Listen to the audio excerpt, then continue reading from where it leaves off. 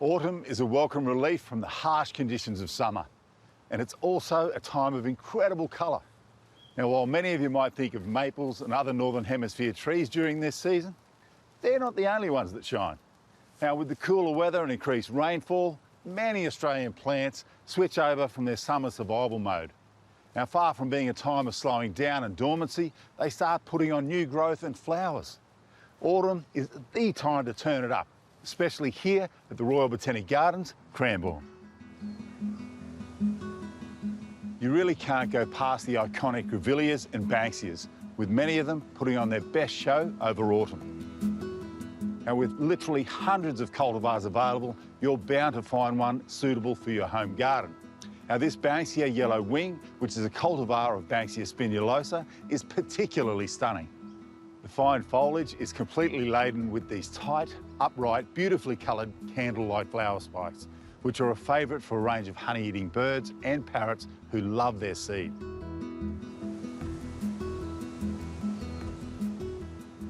Now, originally from much of the southern eastern seaboard, it has been bred to have a neat, compact form, reaching about 2 metres high and 2 metres wide. Just prune it right after flowering to keep it tight. Now, it's also reasonably fast growing and should do well everywhere from cool to subtropical climates in full sun or part shade. The other autumn flowering favourite is this gorgeous Grevillea Bush Lemons. Now, it's one of the few truly yellow Grevillea cultivars out there, and these bright yellow flower spikes held against the grey-green foliage really help it stand out. It's also fast growing and will reach about 3 metres tall and 3 metres wide. Once it's finished flowering, you can give it a light prune. And feeding it some native fertiliser in spring will certainly keep it rocketing along.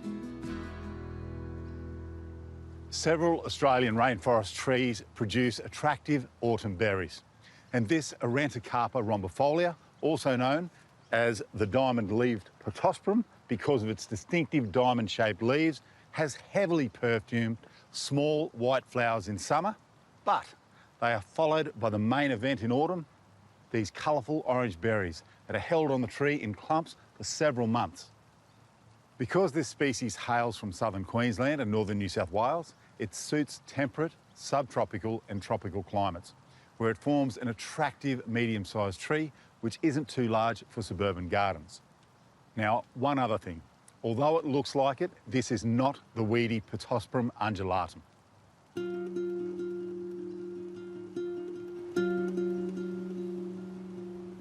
Thinking laterally goes a long way when you're planting for autumn colour in the garden. Now, this Angophora costata, or smooth-barked apple, is a large tree that grows up to 20 metres in height. It's from coastal New South Wales and inland southern Queensland, and it's popular both in large gardens and as a street tree because of its winding limbs and masses of white, puffy flowers over summer. But what makes this tree a showstopper is its beautifully coloured bark. Now, it sheds in spring, and as that happens, the bark changes from this pale grey colour into this beautiful reddy pink salmon colour. And it's a dramatic feature of any autumn garden, native or not.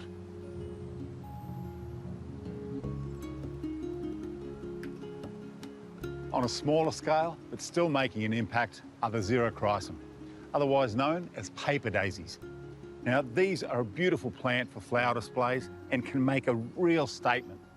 It flowers for most of the year in a profusion of colours, from pure white, yellow shades, pinks, oranges and reds. The first and strongest flush of blooms are in spring, but they hold onto their flowers well into autumn. They're quick growing and, depending on the climate and the cultivar, can be an annual, a biannual or a short-lived perennial. Now, when planting, they do like a well-drained soil, but they also like it in a pot. Now, they're partial to a little bit of tip pruning, but please don't overdo it.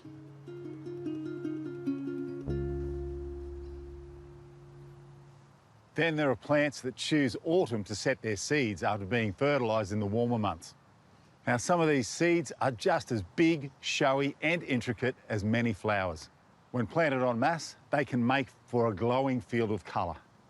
Femata triandra, or kangaroo grass is a great example. And this highly adaptable grass grows all over Australia, from full sun to part shade, from sandy to clay soils, and once it's established, needs very little water.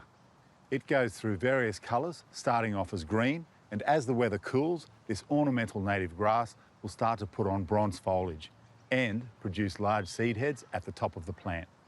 Because of its large distribution, growing conditions for Themata can be quite variable, so it's best to source seeds or nursery stock native to your local area.